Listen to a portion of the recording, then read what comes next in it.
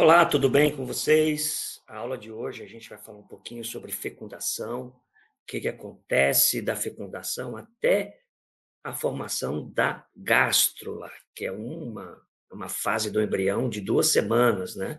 Então, nós vamos estudar nesta aula todos os eventos relacionados à fecundação até a fase embrionária chamada gástrula. Então, a fecundação, ela ocorre, claro, aqui na região da tuba uterina, né. Então, no primeiro terço da tuba uterina, chamada istmo, é a região que ocorre a fecundação. Então, o ovário libera, né, o óvulo, este óvulo vai ser fecundado pelos espermatozoides e, posteriormente, ele vai passar por sucessivas divisões, né? Então, esse embrião, na fase inicial chamado zigoto, que é a fase de uma célula, vai sofrer sucessivas mitoses, como mostra aqui, a célula vai se dividir, vai se multiplicar. Então, você tem aqui o zigoto, vai sofrer mitose, vai produzir várias células, até no estágio de mórula. Depois da fase de mórula, ele já leva mais ou menos 5 dias para chegar nesse estágio, né? Depois, esse embrião é levado até o útero, e lá no útero, ele vai começar o processo de fixação. Então, da fecundação até a cavidade uterina, o embrião leva 7 dias, uma semana aproximadamente. Depois nós vamos ver que esse embrião vai se fixar e vai se diferenciar em blastocisto e, posteriormente, gástrula. Bom, como é que acontece todos esses eventos que eu resumidamente mencionei? Primeira coisa, precisa acontecer a ovulação, né? Então, a ovulação é um evento que ocorre no 14º dia do ciclo reprodutivo feminino, tá? Então, o ciclo reprodutivo feminino leva 28 dias, mais ou menos, desde o início da formação do ovócito, né? Até a maturação completa desse ovócito, leva aí 14 dias. No 14º dia, acontece a ovulação e o óvulo, no caso o ovócito, né, ele é capturado pelas fímbrias da tuba uterina e esse ovócito vai ficar aqui esperando os espermatozoides. Então, como mostra aqui a imagem, aqui tem o folículo ovariano, tem esse estigma que sofre uma pressão enorme pelo líquido do antro, que está aqui no folículo ovariano. Com essa pressão, o estigma se rompe e o ovócito secundário ele é ovulado, liberado, junto com esse líquido, com esse fluido folicular. Junto com esse fluido sai o ovócito secundário e ao redor desse ovócito secundário você vai ter a zona pelúcida e a coroa radiata, ok? Como mostra aqui no exemplo, na imagem, as fímbrias, né, da tuba uterina varrendo, capturando essa célula, esse folículo, né, esse restante aqui, esse conjunto, né, de células composto por ovócito secundário e corona radiata. Então, é capturado aqui pelas fímbrias e o ovócito vai ser levado até a ampola da tuba uterina, que é a região que vai acontecer a fecundação. Ao lado aqui tem um corte histológico do ovário, mostrando aqui um folículo ovariano, né? Folículo primário. Então, você tem aqui o ovócito, né? O núcleo do ovócito, as células foliculares, que é a camada granulosa, né? Em vermelho aqui você vai ter a zona pelúcida, que é uma camada molecular. Muito importante, tanto essa camada de células foliculares quanto a zona pelúcida são duas barreiras importantes para evitar a polispermia. Então, já, já do outro lado, claro, né, a gente pensando nos espermatozoides, então tem ali, para um lado, tem que ter o óvulo, né, o ovócito, e para acontecer a fecundação, mas só o ovócito só não vai gerar embrião. Então, vai ser necessário o ovócito e o espermatozoide. Então, no ato sexual, esses espermatozoides são eliminados na ejaculação, e quando eles chegam na cavidade uterina, esses ovócitos, esses espermatozoides passam por um processo de maturação, né? Então, para vocês terem uma ideia, numa ejaculação, são eliminados aproximadamente 300 milhões de espermatozoides. Esses espermatozoides, desses 300 milhões por ml de sêmen, né? Imagina, numa ejaculação, um homem libera de 3 ml e meio a 5, então libera milhares de espermatozoides, porém, apenas 200 deles conseguem chegar até a região que pode estar lá o ovócito, tá? Então, nessa trajetória, os espermatozoides, eles passam por algumas modificações que nós chamamos de capacitação. É onde ele sofre maturação, adquire maior capacidade de motilidade e possui receptores mais aguçados para serem atraídos pelo ovócito. Esse processo de atração do ovócito, né, como mostra aqui, ó, o ovócito atraindo os espermatozoides, se chama quimiotaxia. Então você deve estar perguntando, bom, se na ejaculação libera-se milhares de espermatozoides, como é que eles sabem qual das tubas uterinas vai estar o ovócito? Na realidade, no primeiro momento, eles não sabem. Então, eles se movimentam de forma randômica. O que é movimento randômico? Movimentos aleatórios. Então, aleatoriamente, eles se movimentam em direção a uma das tubas uterinas. Se, porventura, aqueles que forem para a tuba onde está o ovócito, eles terão mais chances de fecundar o ovócito. E aqueles que foram para a tuba que não tem o ovócito, eles vão morrer. Tá? Então, é puramente randômico, aleatório, essa atração inicial. Quando esses espermatozoides chegam na tuba uterina, onde tem o ovócito, os ovócitos liberam substâncias que atraem esses espermatozoides, que nós chamamos esse processo de atração de quimiotaxia. Como eu disse para vocês, na fecundação, quando o espermatozoide atinge esse período de maturação, capacitação, já está próximo do ovócito para fecundar esse ovócito, lá na região da tuba uterina que ele se encontra, esses espermatozoides começam a bombardear o ovócito. Só que o ovócito, lembra, ele tem duas camadas protetoras, que é a coroa radiata, que é formada por essas células foliculares, como mostra aqui no desenho, e a zona pelúcida, que é a camada molecular. O espermatozoide, ele tem na sua superfície, na região da cabeça do espermatozoide, uma cápsula chamada cápsula ou vesícula acrossômica, que contém uma série de enzimas. Então, essas enzimas acrossômicas, quando o espermatozoide bombardeia o ovócito, essas camadas protetoras, especialmente a coroa radiata, ele libera essas enzimas e essas enzimas vão erodindo essa coroa radiata.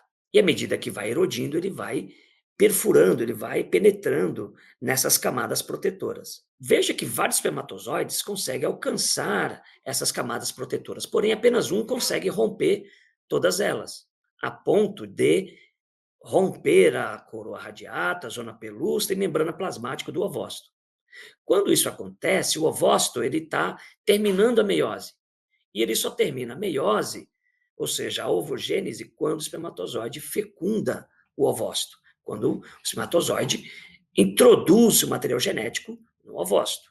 Quando isso acontece, termina a meiose 2, encerra a ovogênese. Aqui nessa imagem, em maior aumento, mostra essa reação macrossômica fundamental no processo de fecundação. O espermatozoide ele vai liberando essas enzimas acrossômicas e essas enzimas vão erodindo para facilitar a penetração do espermatozoide nessas camadas protetoras do ovócito até chegar no ovócito.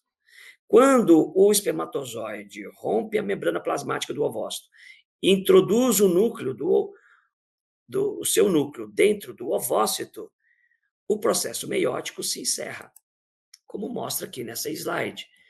Então, quando acontece a fecundação, tá vendo aqui, ó, o espermatozoide entrou, o pronúcleo masculino sofre uma reação, o pronúcleo feminino também, e os dois pronúcleos se fundem. Mas veja que, quando acontece a fecundação, o processo de meiose se encerra. Ou seja, eu vou ter dois corpos polares e apenas uma única célula, no caso aqui, um único óvulo, que agora o pronúcleo masculino vai se fundir com o pronúcleo feminino e formando, quando esses dois núcleos se fundem, tanto do espermatozoide quanto do óvulo, se fundem, formam uma única célula com um único núcleo, que nós chamamos de zigoto. O zigoto, ele vai sofrer agora uma outra divisão, um outro processo de divisão chamado mitose. Esse zigoto sofre mitose, que é a primeira divisão da célula, dando origem a duas células. Então, o zigoto agora tem duas células. Percebe que o tamanho do zigoto não mudou. Está vendo essa camada vermelha ao redor? É a zona pelúcida. Essa zona pelúcida, ela não se desfaz. Veja que as células vão sofrendo mitose, vão diminuindo de tamanho, mas a zona pelúcida não se desfaz. Percebe? Nessa imagem dá para ver nitidamente que após a fecundação, o zigoto vai sofrendo mitose, dá origem a duas células, agora tem 4 células. Veja que o tamanho da célula vai diminuindo, mas o embrião continua com o mesmo volume. Por quê? Porque esse volume do embrião é limitado pela zona pelúcida. Quando esse embrião atinge 16 células, né, veja que à medida que vai sofrendo mitose, o volume da célula vai diminuindo. O número de células aumenta, porém o tamanho diminui. Quando atinge 16 células, você vai ter um embrião formado por uma massa celular compacta, parecendo uma frutinha chamada amora. Por isso que ele recebe esse nome de mórula. Né? Então, o embrião ele já tem aqui com 16 células e com aproximadamente 5 dias. Quando ele der uma semana, esse embrião já está dentro da cavidade uterina, e dentro da cavidade uterina tem um monte de secreção endometrial que entra começa a perfundir pela zona pelúcida, por entre as células embrionárias, e aí começa a se acumular líquidos numa cavidade formando uma cavidade no embrião. Então, essa cavidade do embrião nós chamamos de cavidade blastocística, e essa cavidade blastocística ela é preenchida por líquido. Veja que o embrião nessa fase já está com 6, 7 dias de vida. Né? Então veja que na primeira semana, o embrião, quando encerra a primeira semana, ele vai estar na fase blastocística. Um detalhe importante a ser retomado é que o que impede a entrada de mais de um espermatozoide na fecundação? Quando um espermatozoide ele fecunda, né, ele consegue romper todas as barreiras e rompe aqui a membrana plasmática, acontece uma reação, acontecem 2 movimentos importantes. Forma-se uma migração de grânulos corticais, é uma região dentro do citoplasma agora do zigoto. Esses grânulos corticais impedem que outros espermatozoides perfuram a membrana plasmática. E um enrijecimento da zona pelúcida. Então, tanto a migração de grânulos corticais, enrijecimento da zona pelúcida e mudança de polaridade, esses 3 eventos, impedem que outros espermatozoides perfurem essa membrana e fecundem o óvulo. Esse mecanismo, para impedir a polispermia, ou seja, a entrada de mais de um espermatozoide, é controlado por esses 3 eventos: grânulos corticais, enrijecimento da zona pelúcida e mudança de polaridade energética do embrião. E se porventura entrarem 2 espermatozoides? Se entrarem 2 espermatozoides, um único óvulo, o embrião vai morrer. Ele não vai se desenvolver, ele vai morrer. Não tem como um embrião se você somar o número de cromossomos de 2 espermatozoides mais do óvulo, vai dar quanto? 23 vezes 3 dá 69. Então não tem como uma célula com 69 cromossomos sobreviver. Bom, então a primeira semana nós vemos que o zigoto ele é formado por uma célula que sofre mitose. A primeira divisão mitótica dá origem a 2 células. Essa célula se chama blastômeros, né, que é originado da primeira clivagem do zigoto. Esses blastômeros sofrem sucessivas clivagens, sucessivas mitoses, formando a mórula com 16 células. Essa mórula tem 5 dias, ela vai para a cavidade uterina, e lá na cavidade uterina ela se enche de líquido, formando a cavidade blastocística. Com a entrada de líquido, essa zona pelúcida se desfaz e o embrião ele amplia, ele se expande. Então, essa cavidade blastocística se expande e aqui a gente começa a ter a primeira diferenciação das células embrionárias, né? Ou seja, antes era uma massa celular chamada mórula, onde as células todas eram iguais e agora elas começam a se diferenciar, tá? Então, aqui a gente tem duas populações de células distintas, né? Que nós chamamos de polo embrionário, que é esse conjunto de células, é que é essa massa de células, que é a partir dessa massa de célula que o embrião vai desenvolver todos os tecidos e órgãos. E essas células mais externas, revestindo a cavidade blastocística, nós chamamos de trofoblasto. Esse trofoblasto, ele que vai se diferenciar nas estruturas extraembrionárias. Então, veja que nós temos, nesse primeiro momento, os embrioblastos e o trofoblasto, que é a primeira diferenciação de células. Posteriormente, o embrioblasto, que é esse conjunto de células que vão dar origem ao embrião, começa a se diferenciar. Surgem, por exemplo, o epiblasto, que é essa célula azul, depois o hipoblasto, que é essa célula amarela, e depois o endoderma visceral anterior, que é essa célula vermelha. Percebe que agora a gente. E o trofoblasto, que é essa célula verde. Percebe que agora a gente tem 4 populações de células ainda na primeira semana? Né? Essa cavidade blastocística também é chamada de blastoceles. Tá? Veja que quando encerra a primeira semana após a fecundação, o embrião já está grudado, né, encostado no endométrio. Então, esse esquema aqui demonstrado em azul é o endométrio uterino. Tá? Então, veja que no endométrio uterino, você tem aqui o embrião com a cavidade blastocística, em amarelo o trofoblasto, em azul o embrioblasto, que são as células que vão dar origem ao embrião, feto e tudo mais. Tá ok? Veja que ainda na primeira semana as células começam a se diferenciar. O trofoblasto, que é essa célula amarela, começa a se diferenciar em sincício trofoblasto, que é essas células marrons aqui. Ó. Por que sincício? Porque as células se fundem, formando uma massa celular só. E essa massa celular, que parece uma ameba, ela vai liberando enzimas e erodindo o endométrio para a fixação do embrião. Então, quando isso começa, encerra-se a primeira semana e inicia-se a segunda semana de desenvolvimento embrionário. Então, o que acontece na primeira semana da fecundação? Acontece 2 estágios interessantes. Mórula, né? Tem o zigoto, que é o primeiro estágio. Né? O primeiro estágio é o zigoto, está aqui, no 3 e 4. Depois, mórula, depois, aqui no sétimo estágio, né? Está com 7 dias, mais ou menos na fase de mórula. Entra na cavidade, ele vai estar com entre 5 dias, que eu falei sétimo estágio, tá? Desculpa.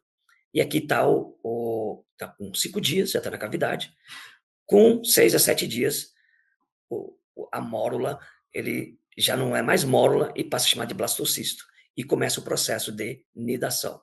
Então, aqui, o que é nidação? Processo de fixação do embrião no endométrio. Então, aqui você tem a camada endometrial, que é uma camada glandular, e aqui o miométrico é a camada muscular do útero. Na segunda semana, que ocorre a partir daquela fixação até a penetração do embrião totalmente no endométrio, nós vamos ver esses eventos. Né? A implantação do embrião, surgimento de 2 tecidos, trofoblasta e sincício, surge os folhetos primordiais, né? Os folhetos embrionários que vão dar origem ao embrião, né? Que é o epiblasto e hipoblasto.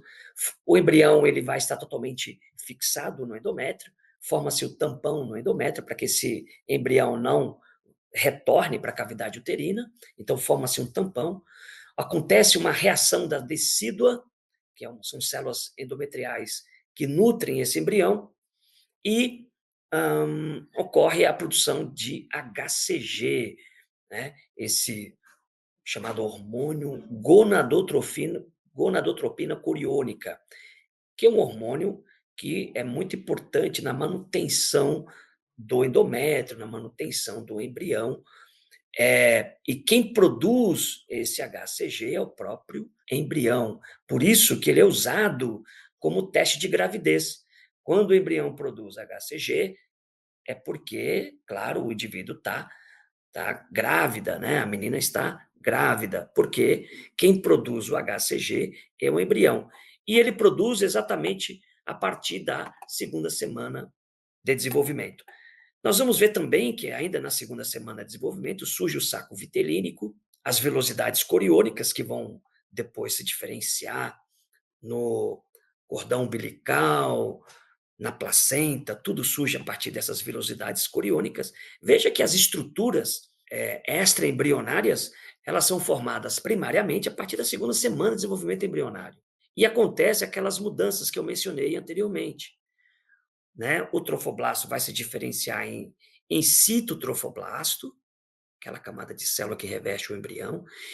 Então, o trofoblasto se diferencia em citotrofoblasto, que é essa camada de célula amarela, e sincício, que é essa camada marrom, que parece uma geleca, né? O que é um sincício? É quando várias células se fundem e formam uma grande célula, com vários núcleos, né? Tá vendo aqui, ó? Em azul são os núcleos das células que se fundiram para formar essa geleca que nós chamamos de sincício. O sincício que vai erodindo o endométrio para a fixação do embrião, tá ok? E à medida que o embrião vai se fixando, gente, vocês percebem que o endométrio ele tem um monte de capilar, vasos sanguíneos, que esses capilares vão erodindo, né? E forma-se lacunas de sangue. Forma-se lacunas de sangue ao redor do embrião, né? Essas lacunas de sangue são importantes para nutrir o embrião, que seria o primeiro mecanismo de nutrição embrionário, ou primeiro contato útero-fetal, né? O primeiro contato útero-embrionário, ou seja, os nutrientes do sangue materno entram em contato com o embrião para nutrir o embrião, ok? Um outro detalhe importante que no endométrio existem células ricas em glicogênio chamadas células deciduais, que quando esse sincício vai erodindo o endométrio, ele vai dissolvendo essas células ricas em glicose, ricas em glicogênio, que são carboidratos fundamentais para nutrir o próprio embrião. Em paralelo, né, tá todo esse processo, né, concomitantemente, nós vamos observar que o embrioblasto se diferencia em dois folhetos germinativos. Em azul, que nós chamamos de epiblasto, e em amarelo, bem fininho, uma camadinha chamada de hipoblasto. Esses dois folhetos germinativos primordiais que vão depois se transformar nos três folhetos germinativos, que é o ectoderma, mesoderma e endoderma. E a partir destes folhetos que vão surgir todos os tecidos e órgãos do embrião e, posteriormente, o feto. Então, resumidamente, o embrião ou o feto vai se desenvolver a partir desses dois tecidos e as estruturas extraembrionárias vão surgir a partir do citotrofoblasto e cincício-trofoblasto. Então, quando encerra a segunda semana de desenvolvimento embrionário, se você pensar que a fecundação aconteceu no 14º dia do ciclo menstrual, do ciclo reprodutivo, quando chega no 28º dia do ciclo, o embrião já está com 2 semanas. E a mulher, nesse estágio, ela não sabe que está grávida. Então, neste período, o embrião começa a produzir um hormônio chamado HCG. O HCG é um hormônio que vai manter uma glândula que tem lá no ovário chamado corpo lúteo. O corpo lúteo, ele é muito importante para produzir progesterona para manter a integridade do endométrio. Então, o corpo lúteo produz progesterona, que mantém a integridade do endométrio, que é fundamental para a fixação do embrião. Por outro lado, o corpo lúteo, ele precisa de HCG para continuar produzindo progesterona. E quem vai produzir HCG para estimular o corpo lúteo a produzir progesterona é o próprio embrião. Então, existe um sistema de retroalimentação. O corpo lúteo mantém o útero, o endométrio uterino funcionando e o embrião mantém o corpo lúteo funcionando. Então, essa relação entre o embrião e o corpo lúteo vai perdurar até a 16ª semana do desenvolvimento do embrião, né? Na 16ª semana já não é mais embrião, nós vamos ver que ele já vai estar no período fetal. Quem vai assumir esse papel de manter o endométrio funcionando até o fim da gestação vai ser a placenta. E quando a placenta assumir isso, o corpo lúteo perde o seu papel na produção de progesterona. Veja que o embrião, nesse estágio de 2 semanas, ele já está totalmente fixado, totalmente submerso no endométrio. E ao redor do embrião, de 2 semanas, que nós chamamos ele aqui de blastocisto, ele é circundado por uma coluna, né? uma rede de vasos sanguíneos que se rompeu, formando as lacunas de sangue. Essas lacunas de sangue é como se fosse o primeiro sistema de nutrição do embrião que se forma entre o embrião e o útero. Outro evento que ocorre ainda na 2ª semana é a formação dessas vesículas. Veja, tem a cavidade blastocística e surge também cavidades entre os folhetos. Essas cavidades que se formam aqui uma vesícula chamada de saco vitelíneo e o outro um azúcar chamado de saco amniótico ou âmnio. Então, percebe que o embrião, no final da 2ª semana, ele vai estar totalmente implantado, que nós chamamos esse processo de implantação de nidação. Ele vai estar com os 2 folhetos. Desculpa de novo aí, minha cachorrinha aqui está atrapalhando hoje aqui. Então, o que você percebe no final da 2ª semana? Que o embrião tem 2 vesículas importantes, uma é o saco vitelíneo e a outra é o saco amniótico. Veja que o assoalho do saco amniótico está encostado no teto, como se fosse o teto do saco vitelíneo. Esses 2 folhetos, ou seja, o assoalho do saco amniótico e o teto do saco vitelíneo, vai formar o que nós chamamos de disco bilaminar, que posteriormente vai se transformar em disco trilaminar, e a partir desse disco trilaminar vai se formar todos os tecidos e órgãos. Espero que tenham gostado e desejo bons estudos a todos.